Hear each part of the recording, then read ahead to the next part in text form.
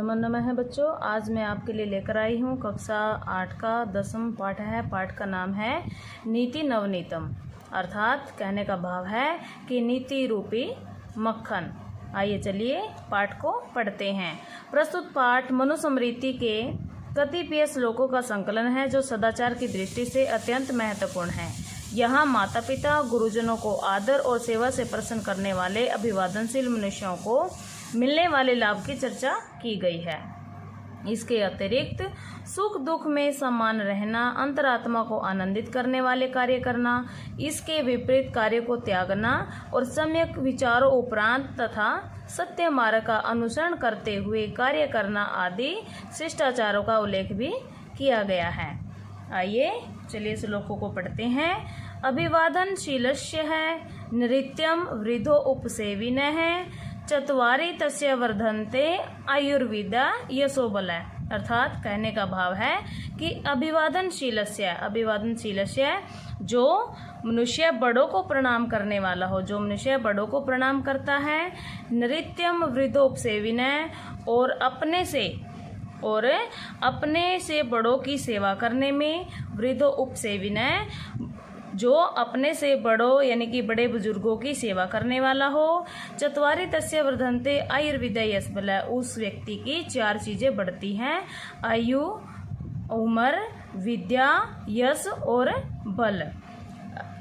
दोबारा देखिए, अभिवादनशीलस्य नृत्यम वृद्धोपसेविनः, जो मनुष्य बड़ों को प्रणाम करने वाला हो, और वृद्ध उपसेविनः नृत्यम प्रतिदिन बड़ों की सेवा करने वाला हो, चत्वारि तस्य वर्धन्ते आयुर्विद्या यश बल, यानी कि उस व्यक्ति की 4 चीजें बढ़ती हैं, आयु, विद्या, यश और बल।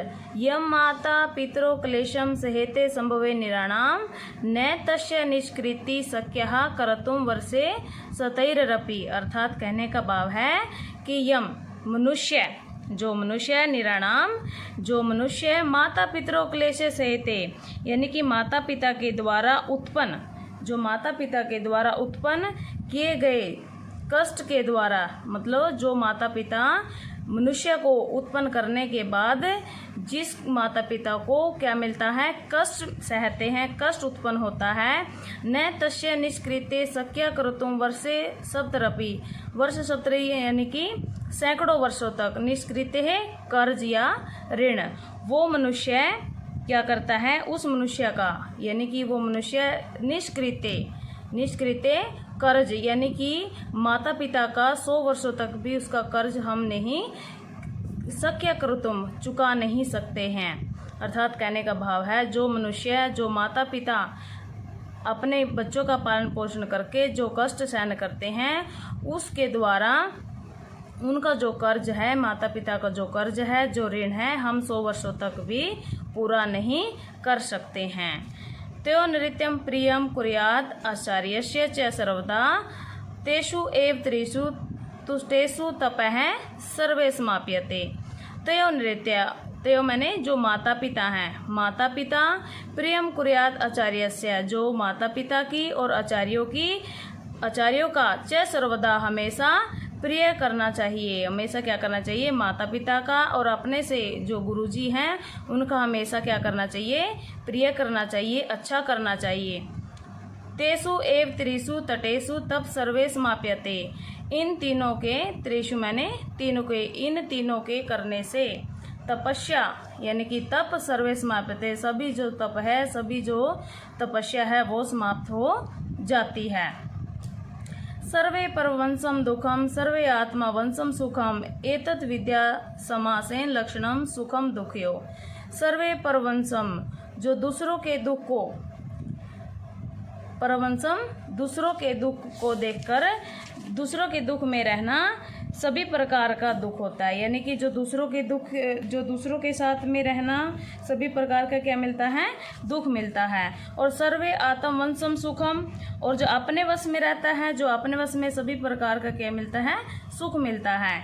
एतत् विद्या समासेन मतलब अलग अलग रूप में रहने से, अलग अलग रूप में रहकर सुख और दुख के लक्षण प्राप्त होते हैं। अर्थात कहने का भाव क्या है कि जो जीवन में दूसरों के अधीन रहता है उसे क्या मिलता है? सबसे बड़ा दुख। और जो अपने अधीन रहता है उसे क्या मिलता है?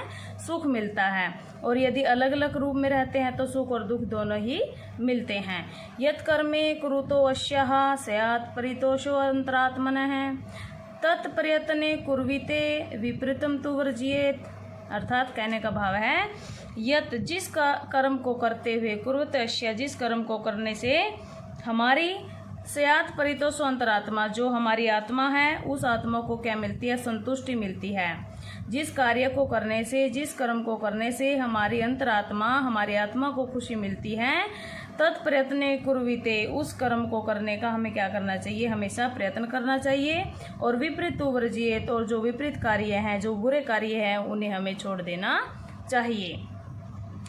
दृष्टिपूतम न्यासत पादम वस्त्रपूतम जलम पीबते सत्यम पूतम वेदत्त चह मनम पूतम समाचरेत। दृष्टिपूतम यानी कि अर्थात कहने का भाव क्या है कि दृष्टि से पवित्र होने वाले स्थान पर न्यासित पादम यानी कि पैर रखने चाहिए। जो दृष्टि से मतलब देखने की दृष्टि से पूरा स्थान जो पवित्र है उस स्थान पर क्या रखना चाहिए? पैर रखना चाहिए। और वस्त्रम पूतम जलम पीबते और वस्त्र से पवित्र होने पर हमें क्या पीना चाहिए? जल पीना चाहिए। सत्यम पूतम वदे वाच है और सत्य से पवित्र होने वाली वाचा वाणी को बोलना चाहिए। और मनम पूतम समाचरेत और जो मन से पवित्र हुए हमें समाचरेत आचरण करना चाहिए। यदि आपको वीडियो आई हो पसंद तो लाइक करें, शेयर करें, सब्सक्राइब करें। Thank you.